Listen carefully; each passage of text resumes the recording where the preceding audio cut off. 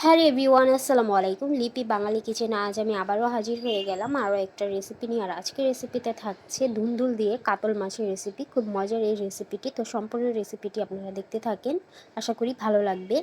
তো প্রথমে আমি এখানে নিয়ে নিলাম ধুন্দুল, আর ধুন্দুলগুলোকে আমি লম্বাটে আকার করে কেটে নিয়েছি। সেই সাথে নিয়ে নিলাম একটা আলু, আর এখানে হচ্ছে 5 পিস কাতল মাছ নিয়েছি। আর মাছগুলোকে হলুদ, মরিচ আর লবণ মাখিয়ে আমি রেখে দিয়েছি। এবার মাছগুলোকে হালকা একটু ভেজে নেব।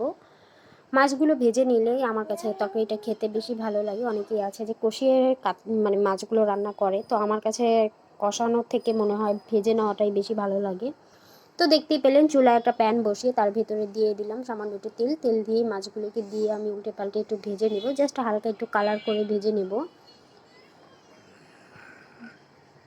বেশি কালার করতে যাব না, জাস্ট হালকা একটু লালচে কালার হলেই মাছগুলোকে নামিয়ে নেব। তো এই তো মাছগুলো আমি উল্টে পাল্টে দেখতেই পাচ্ছেন হালকা একটা কালার করে মাছগুলোকে ভেজে নিলাম। এবার মাছগুলোকে উল্টে পাল্টে এক সাইডে রেখে দেব। অন্যদিকে চুলায় আরও একটা কড়াই বসিয়ে দিলাম, তার ভিতরে দিয়ে দিচ্ছি আমি 2 টেবিল চামচ সয়াবিন তেল। তেলটা যখন গরম হয়ে আসবে সে পর্যায়ে আমি এখানে দিয়ে দিলাম 2টা পেঁয়াজ কুচি, আর পেঁয়াজগুলোকে হালকা একটু সফট করে ভেজে নেব। এখানে পেঁয়াজটাকে বাদামি কালার করার কোনো প্রয়োজন নেই, জাস্ট একটু সফট করে ভেজে নিলেই হবে। পেঁয়াজটা যখন সফট হয়ে যাবে সে পর্যায়ে সামান্য একটু পানি দিয়ে দিচ্ছি 1 চা চামচের মতো আদা আর রসুন বাটা। আদা রসুনটাকে আমি একটু কষিয়ে নিলাম, এতে করে আদা রসুনের কাঁচা গন্ধটা চলে যাবে। আদা রসুনের কাঁচা গন্ধ চলে গেলে দিয়ে দিচ্ছি 1 চা চামচের মতো হলুদের গুঁড়ো, 1 চা চামচের মতো লাল মরিচের গুঁড়ো, ঝালটা অবশ্যই আপনাদের পছন্দ অনুযায়ী। 1/2 চা চামচের মতো ধনিয়ার গুঁড়ো, 1/2 চা চামচের মতো জিরার গুঁড়ো, স্বাদ মতো লবণ।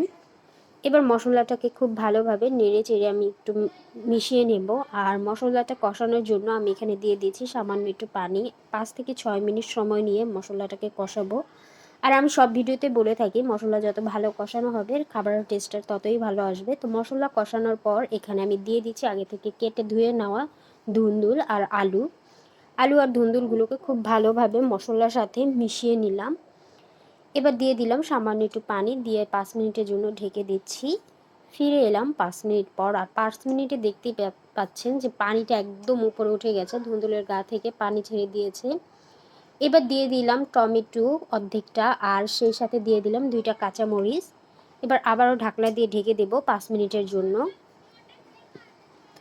তো এই তো আবার একটু নেড়ে চেড়ে মিশিয়ে নেব। তো আমার আলুটা আমি চেক করে নিলাম, আলুটাও খুব সুন্দরভাবে সেদ্ধ হয়ে গেছে। এবার আগে থেকে ভেজে নেওয়া সেই মাছগুলোকে দিয়ে দিচ্ছি। মাছগুলোকে দিয়ে আরও 5 থেকে 6 মিনিট চুলার উপরে রেখে দেব। তো 5 থেকে 6 মিনিট পর ফিরে এলাম। এবার দিয়ে দিচ্ছি 1/2 চা চামচের মতো জিরার গুঁড়ো। আপনারা চাইলে এখানে ধনিয়া পাতাটাও ব্যবহার করতে পারেন, তো আমার কাছে যেহেতু ধনিয়া পাতা ছিল না তাই আমি জিরার গুঁড়োটা দিয়ে দিলাম। এবার চুলা থেকে নামিয়ে পরিবেশন করে নিচ্ছি। তো এই তো হয়ে গেল খুবই কম সময় দারুণ মজার কাতল মাছের দিয়ে হচ্ছে ধুন্দুলের রেসিপি। আশা করছি আপনাদের কাছে রেসিপিটি ভালো লেগেছে। যদি ভালো লাগে লাইক কমেন্ট শেয়ার করে অবশ্যই পাশে থাকবেন। আজকের মতো বিদায় নিচ্ছি।